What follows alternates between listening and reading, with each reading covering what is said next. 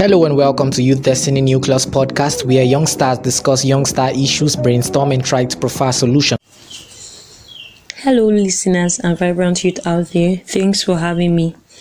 My name is Jennifer Husseini, and I'm a bona fide member of Youth Destiny Nucleus. The journey so far has been amazing, and I hope you're already a part of this great move. If you are not, there's no need to panic. Just make sure to join the moving train. So without wasting much of our time, I would like us to focus on the main deal: moderation, the new cool. On a simple note, moderation means doing things moderately. We'll all agree.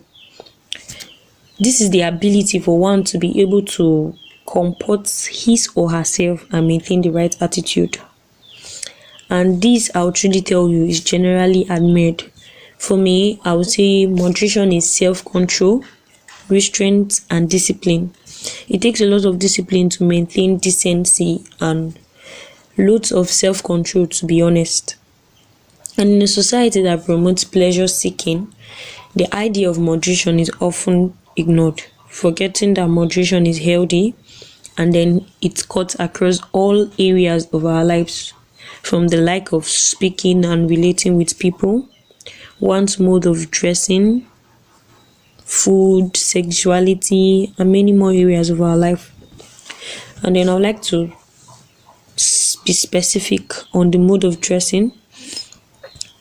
I would say it is alarming how young people pay little or no attention to their physical appearances these days. In this present time, young people most especially overlook the term modesty when it comes to their dress sense, and while dressing up, they would rather go extreme, all in the name of attention and recognition. You begin to hear things like slayers, killers. They claim to dress to kill. You hear pepper them gang and all. It is really good to be noticed, but why not on a positive ground or on a positive note? You are not a murderer to start with, so why are you all dressed up to kill? The current trend with ladies is getting dresses that are revealing, that showcases the upper or sensitive part of their body to feel beautiful and attractive.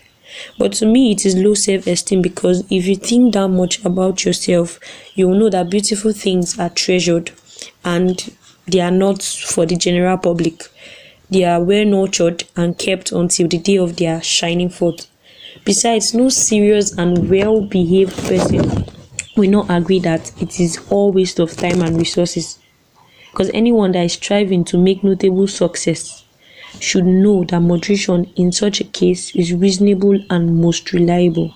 Come on, young girls and boys, you have a reputation to protect.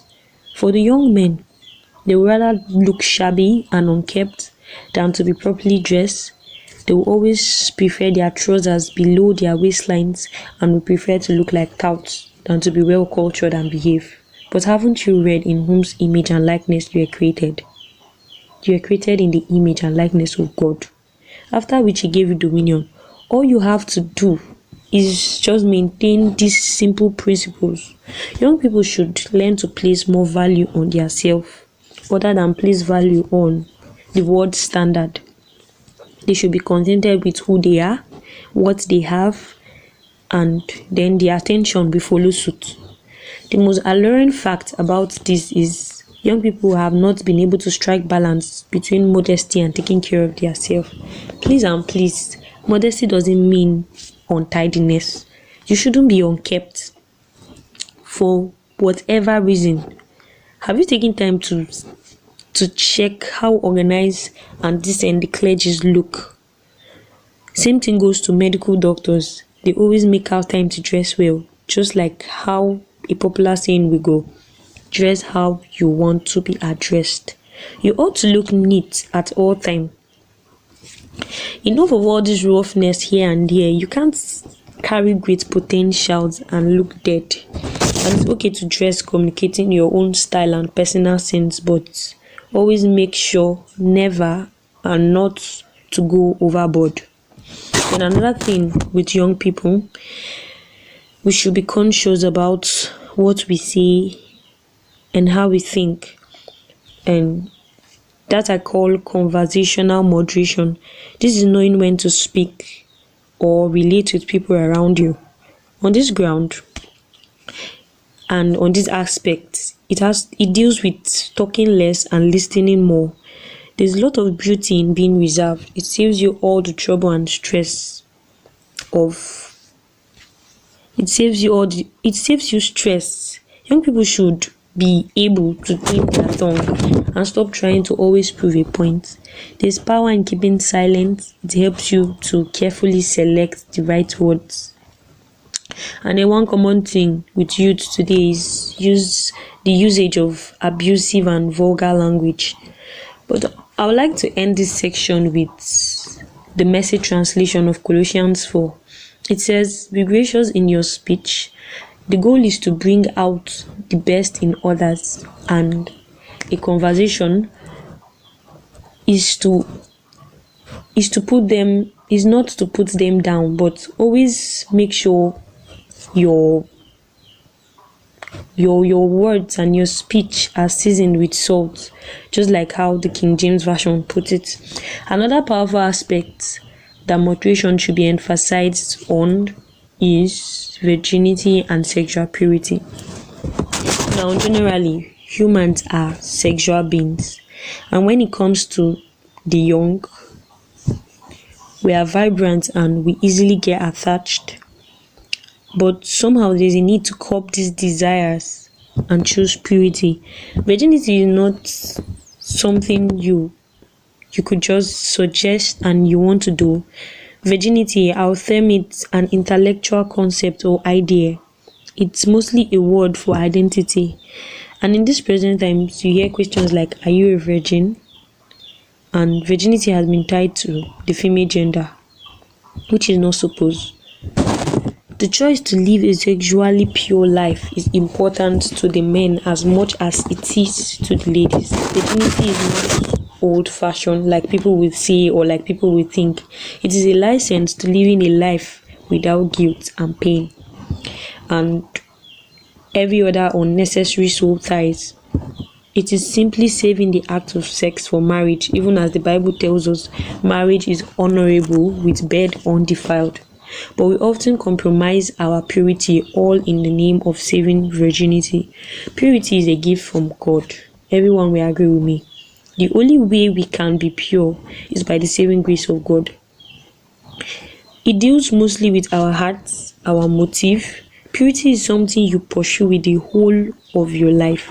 Your whole life you pursue purity, because even after you get married and still having sex, your mind will always want to try other things. But it depends on how open you are to yielding. It is essential to keep striving for a pure heart, regardless of what the world thinks about it. Securing your dignity and ignoring the society's system or concept of purity will be the best. The truth is that the necessity of virginity and modesty in sexual purity cannot be overemphasized.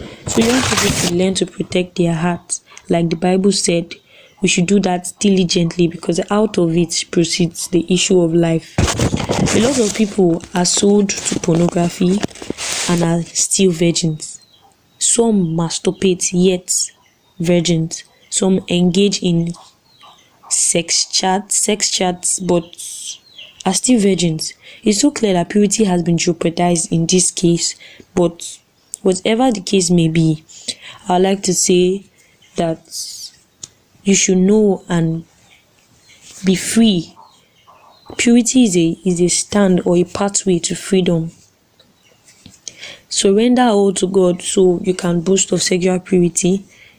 He's always ready to take you back, and learn to live a sexual pure life.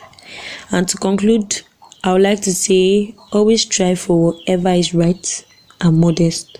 Never forget you are priceless and you are good enough. Never put much effort in changing who you are, and don't give up on the processes that will reveal the best version of you. Be positive at all times. That's the first stand to living a moderate life. and young people should always think purity. So thank you, and God bless. Thank you so much for watching that video. If you liked what you just watched, please click on the subscribe button and also turn on the notification bell in order not to miss any upload. Thanks once again, and see you guys in the next video.